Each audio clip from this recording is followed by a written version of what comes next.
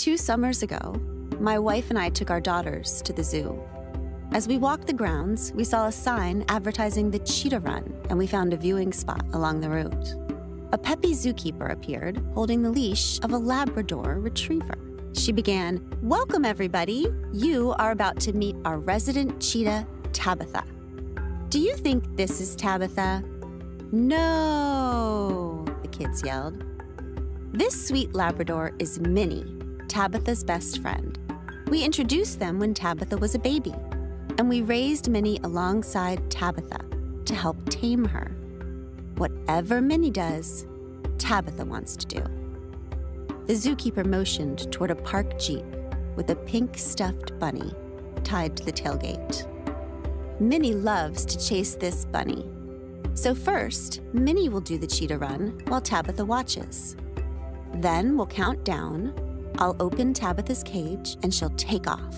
The zookeeper signaled to the jeep, and it raced off. She released Minnie's leash, and we all watched the lab joyfully chase that dirty pink bunny. Finally, it was time for Tabitha's big moment. The zookeeper opened her cage door, and the bunny took off again. Tabitha bolted out, crossed the finish line within seconds, and the crowd broke into applause. I didn't clap, though. I felt queasy. The taming of Tabitha felt familiar. I watched Tabitha gnawing that steak and thought, day after day, this wild animal chases dirty pink bunnies down the well-worn path they've cleared for her.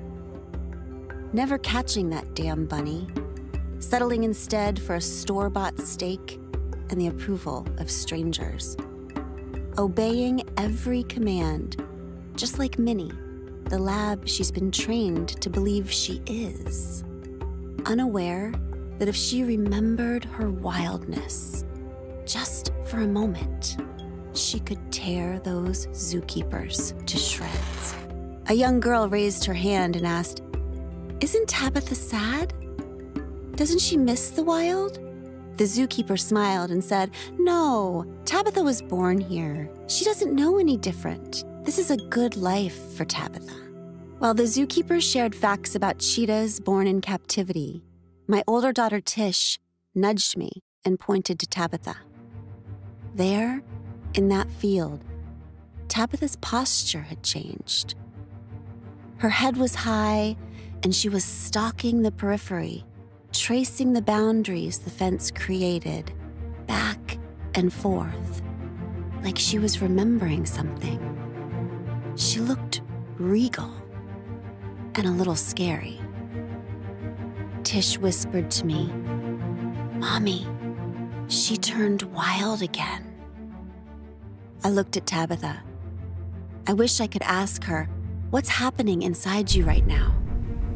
I knew she'd say, "Something's off about my life. I feel restless and frustrated. I have this hunch that everything was supposed to be more beautiful than this." Then she'd look back at the cage, the only home she's ever known.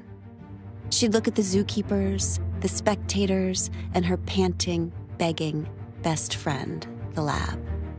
She'd sigh and say, "I should be grateful. I have a good enough life here. It's crazy to long for what doesn't even exist." I'd say, "Tabitha, you are not crazy. You